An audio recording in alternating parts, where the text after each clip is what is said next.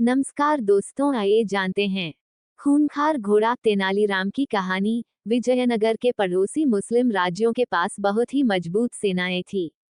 राजा कृष्णदेव राय भी चाहते थे कि विजयनगर की घुड़सवार सेना ताकतवर और मजबूत हो, ताकि हमला होने पर दुश्मनों का सामना कुशलता से किया जा सके। राजा कृष्णदेव राय यही विचार कर बहुत सा अरबी घोड़ा खरीदने का मन बना लिया। राजा ने अपने मंत्रियों से घोड़ा रखने का उपाय पूछा। मंत्रियों ने इसके जवाब में कहा कि जब तक नगर में शांति का माहौल है, तब तक इन घोड़ों को नागरिकों को रखने के लिए दे दिया जाए और जब युद्ध की स्थिति बने तो उन्हें इकट्ठा कर लिया जाए। राजा को ये सलाह पसंद आ गई। उन्होंने 1000 अच्छी नस्ल की बढ़िया अरबी घोड़े खरीदे और नागरिकों को बांट दिए। प्रत्येक नागरिक को घोड़े के खर्च में आने वाली राशि भी प्रदान की गई। राजा की तरफ से यह राशि हर महीने देना तय किया गया। ये निर्णय भी लिया गया कि हर 3 महीनों के बाद घोड़ों के स्वास्थ्य की जांच की जाएगी। तेनालीराम ने भी एक घोड़ा रखने का विचार कर राजा से एक घोड़ा मांगा।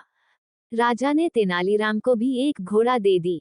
तेनालीराम को भी घोड़े के रखरखाव के लिए हर महीने खर्च राशि दिया गया।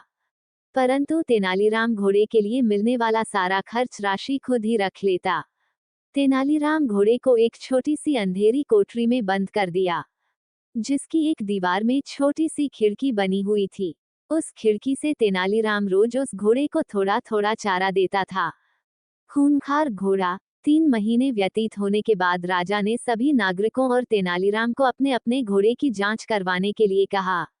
सभी नागरिकों ने अपने अपने घोड़े की जांच करवा ली, परंतु तेनालीराम अपने घोड़े की जांच नहीं करवाई।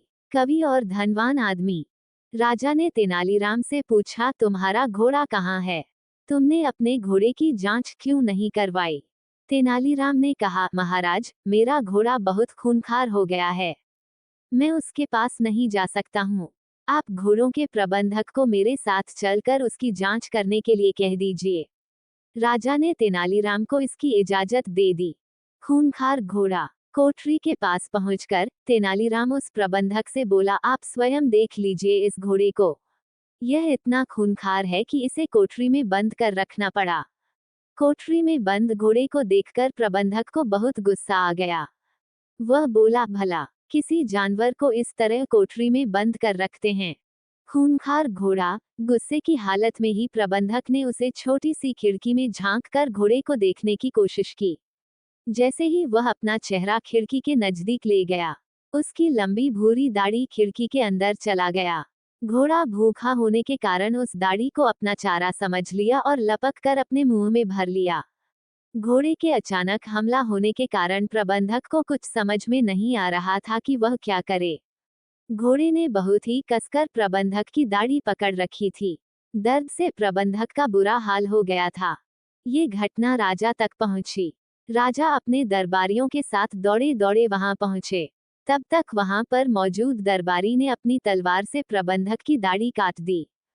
जब सभी ने कोठरी में जाकर घोड़े को देखा तो सभी को आश्चर्य का ठिकाना न रहा। घोड़ा बिल्कुल हड्डी का एक ढांचा भर बनकर रह गया था।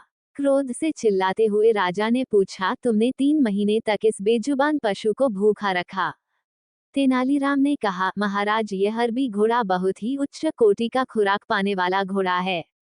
आपकी दी हुई खर्च राशि से कई गुना इसकी खुराक है, इसलिए इसकी यह हाल हो गई। इस पर महाराज ने कहा, तब बाकी घोड़ों का ये हाल क्यों नहीं हुआ? तेनालीराम ने इसके जवाब में कहा कि नागरिक अपने प्यारे राजा की आज्ञा का विरोध नहीं कर पाए। नागरिक खुद को भूखा रखकर घोड़ों का पेट भरते रहे। तेनालीराम के इस बात से महाराज को बहुत आत्मग्लानि हुई। महाराज को एहसास हो गया कि हम में जितनी क्षमता हो उतना ही काम उठाना चाहिए। हमें अपने अतिरिक्त काम का बोझ नागरिकों पर नहीं डालना चाहिए।